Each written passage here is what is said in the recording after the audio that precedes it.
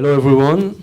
So I'm Mehdi from Dether. So we develop a solution for cash in, cash out crypto in a mobile app.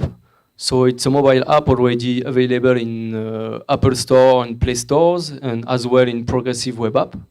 So it's entirely built on top of Ethereum smart contract. So it's a G app with some kind of library, JavaScript library, to enable anyone to use it as a protocol.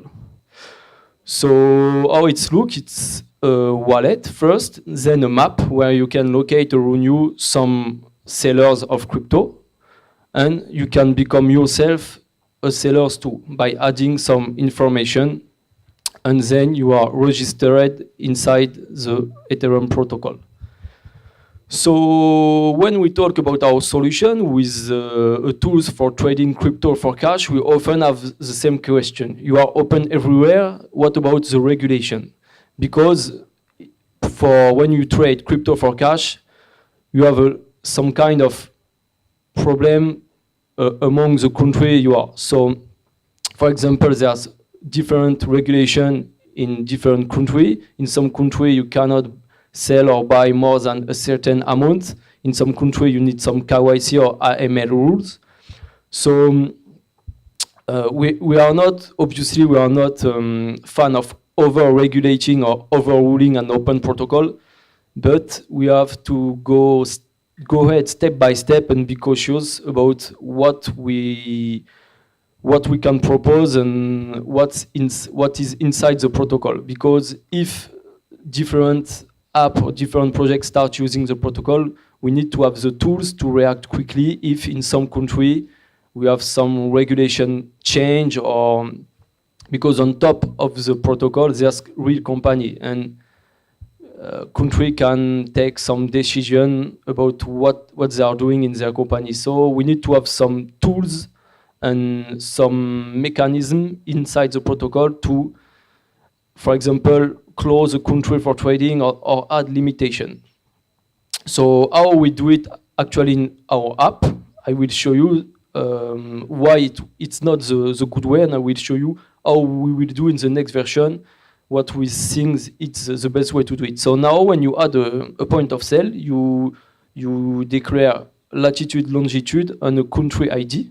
For example, in Ukraine, you say, I open a point of sale here, so you give the latitude, longitude, and then the code UA for Ukraine. For Italia, it would be IT or United Kingdom, UK, and then your point of sale is added in the smart contract if the country code is open. So we have function to open, for example, UA for Ukraine.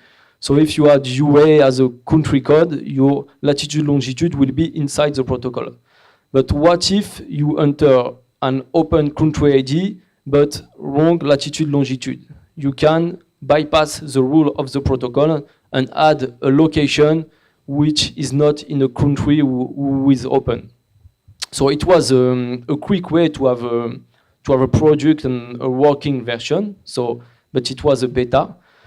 And in the same times, we were trying to have a very robust way and very solid way to achieve that data inside the protocol will be 100% accurate and follow the rule we want to add. So not open a point of sale in a country where it's forbidden, and you can have different rule among the country.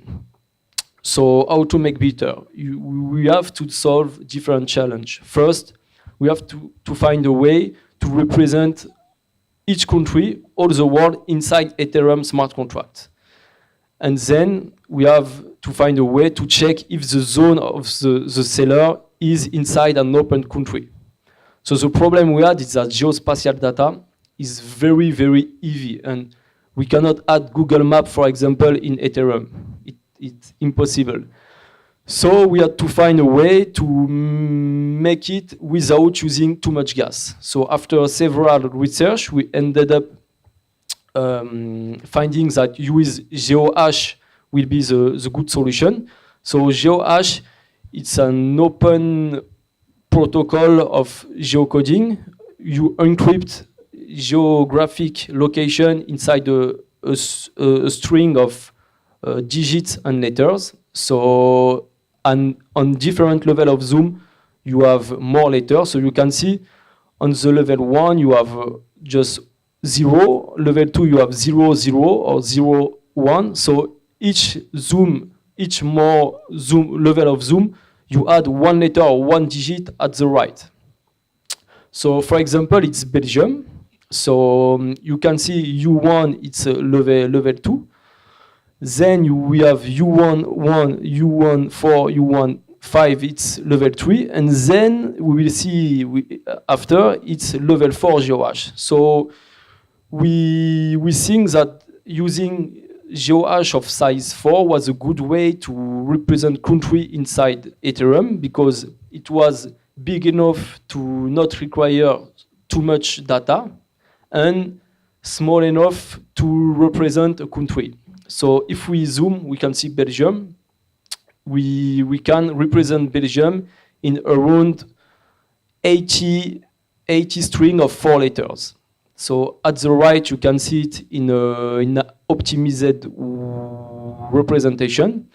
So we didn't enter the 80 times 4 letter inside Ethereum, but as the GeoHash shares the same beginning each time, we just have to enter the last letter. We enter once, for example, at the left, U11 F, U11C, U11B. We just have to enter U11, then F, C, and B. So with this system, we succeed to enter the entire world, so around more than 200 countries for just 1.3 ETH with a gas price of 5 GeoA. So it's cheap for having a system where you can check every country inside Ethereum. So that's the function we use to do that. Basically, we just enter we store the data in a mapping level 2. So after that, now the seller will be represented by GeoHash 2. So it will be GeoHash of size 6. Why we choose to use GeoHash of 6 letter for representing point of sale for the Ether seller? Because it's 1.2 kilometer by 0.6, so it's maximum around 12 minutes of walk. So if we have one seller in each of these zones, we can cover pretty easily an entire city without problem. So now when a seller want to enter want to own a zone, he have to enter his GeoHash of size 6. And now, as each GeoHash shares the same beginning, it's easy to, with an arithmetic function, it's easy to check if this GeoHash of size 6 is included if a GeoHash of size 4. And if this country represented by this GeoHash of size 4 is open for trading. So now with this system, we are 100% sure that all the data will be very accurate and follow every rules we will put inside the smart contract. So what next with this system? So inside with the Dether protocol, so with this rule enforced inside the smart contract, we can start thinking about a DAO rule frameworks where a DAO could vote any open or closing country regarding regulation. If we need to add some kind of KYC by local entities in this country, or any rules we can apply to a cash to crypto system. But that's not all, because this Geo Registry contract with all this data is open and work on its own. It's not only for the data contract, because basically it's just a contract when you can enter a GeoHash and compare to a bigger one and do something. any contract can use it for doing what they want. So, and anyone can add some data in it. So we can, for example, start adding some smaller geohash to represent cities, or some kind of topographic stuff, anything. So basically, we want to push it and make it some kind of standard for geolocation space. So we hope to make it live, the first version, with all the country around June in mainnet. So you can join the discussion. We have a Discord or my Twitter. And feel free to join too if you have any idea or to discuss about it. Thank you.